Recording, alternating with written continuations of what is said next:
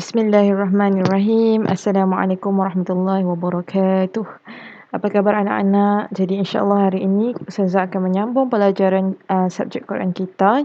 Itu kita akan membaca surah Al-Maidah daripada ayat 18 hingga ke 31.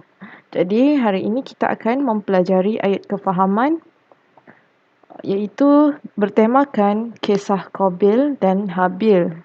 Jadi kisah Qabil dan Habil juga ada diceritakan dalam surah Al-Maidah ayat 30 hingga 31. Jadi apakah kisahnya anak-anak? Mari kita baca terlebih dahulu ayat Al-Quran yang mengandungi kisah Qabil dan Habil ini, iaitu surah Al-Maidah ayat 30 hingga 31. Mari ikut Ustazah membaca sama-sama.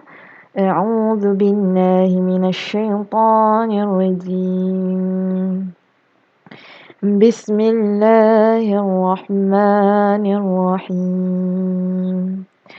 فطوعت له نفسه قتل أخيه فطوعت له نفسه قتل أخيه فقتله فأصبح من الخاسرين فقتله فأصبح من الخاسرين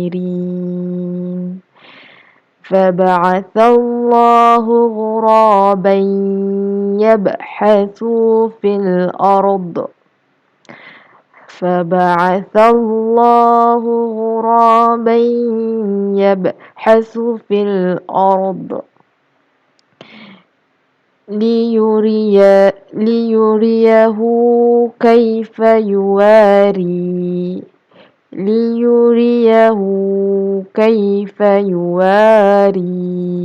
سوءة أخيه قال يا ويلتى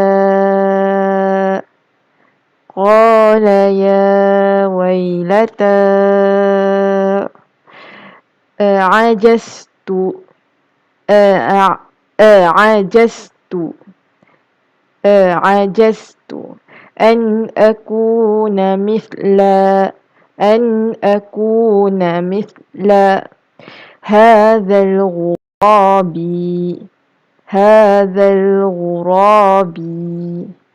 فأواري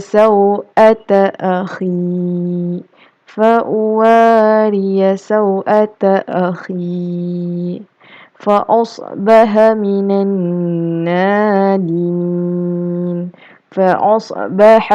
النادمين صدق الله العظيم. Alhamdulillah, selesai membaca. Baik, sekarang mari kita tengok apakah tafsir bagi ayat yang kita telah baca tadi. Jadi fatawwa'at lahu nafsuhu. Jadi apa yang berlaku di sini? Maka nafsu Qabil telah mendorongnya. Fatawwa'at lahu, telah mendorong kepada nafsu Qabil itu qatla akhihi, iaitu membunuh saudaranya. Faqatalahu, maka dia pun membunuh saudaranya. Fa'asbaha minal khasirin, maka jadilah Qabil itu daripada golongan yang rugi. Al-khasirin, rugi. Faba'athallahu ghuraban, maka Allah telah menghantar burung gagak. Yabhathu fil ard, untuk mencari, untuk menggali di bumi, di tanah. Liyuriyahu, untuk memperlihatkan kepada siapa? Kepada Qabil. Kaifa, bagaimana, yuwari saw'ata, menguburkan saw'ata akhi, mayat saudaranya. Qala, maka berkata, siapa yang berkata? Berkata Qabil. Ya wailata, celakalah aku. Ajastu, mengapa aku tidak mampu an akuna mithla hadzal ghurab, untuk menjadi seperti gagak itu. Fa uwari saw'ata akhi, sehingga aku dapat menguburkan mayat saudaraku ini. Fa'asbaha minan nadimin. Maka jadilah Qabil di antara orang-orang yang menyesal. Surah Al-Ma'idah ayat 30 hingga 31. Jadi apa yang kamu faham? Dalam cerita ni, ini merupakan kisah di mana Qabil dia telah membunuh saudaranya Habil. Itu kedua-dua mereka merupakan anak kepada Nabi Adam. Jadi mau dijadikan cerita, Qabil ni dia cemburu dengan saudaranya Habil kerana kebanyakan Habil ni lebih daripada Qabil. Jadi pada satu hari dia bercadang mau membunuh Habil. Habil ni dibunuh oleh Qabil kan. Okay. Jadi Qabil pun berjaya membunuh Habil dan itu merupakan pembunuhan pertama yang berlaku di muka bumi ini. Qabil membunuh saudaranya Habil. Maka apabila Qabil membunuh saudaranya Habil, Allah turunkan ayat ini kerana Qabil dah tahu macam mana mau uruskan mayat Habil. Maka turun ayat 30 hingga 31, Allah menjelaskan kepada Qabil macam mana cara mau kuburkan saudaranya Habil melalui perutusan burung gagak. Perutusan burung gagak. Itu burung gagak tu dia kasih tunjuk macam mana cara mau kuburkan dia punya. Masa tu Allah hantar burung gagak. Burung gagak ni pun bergaduh, seorang mati, seekor burung gagak yang lain mati dan burung gagak ni dia kuburkan si gagak yang lain tu, yang mati tu.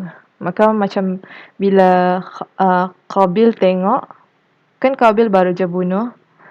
Jadi bila Qabil tengok, terus Qabil cakap apa? Allah, kenapalah? Celakalah aku, dia kata. Ya wailata. Kenapa aku tidak boleh buat macam burung tu? Kenapa aku tidak kubur saudaraku? Fa'uwarisa. Kemudian dia pun menyesal. Jadi itulah dia serba sedikit kisah mengenai Habil dan Qabil. Kisah Qabil dan Habil. Okey, jadi ada beberapa erti kalimah yang baru hari ini. Okey, erti kalimah yang pertama daripada perkataan nafsuhu, nafsunya. Nafsuhu, nafsunya. Nafsu, hu-nya. Okey. Kemudian akhi, saudaraku. Akhi, saudaraku. Fi bermaksud pada. Fi bermaksud pada. Al-ardi, bumi. Al-ardi, bumi. Kaifa bagaimana. Kaifa bagaimana. Dan terakhir sekali, faqatalahu, maka membunuhnya.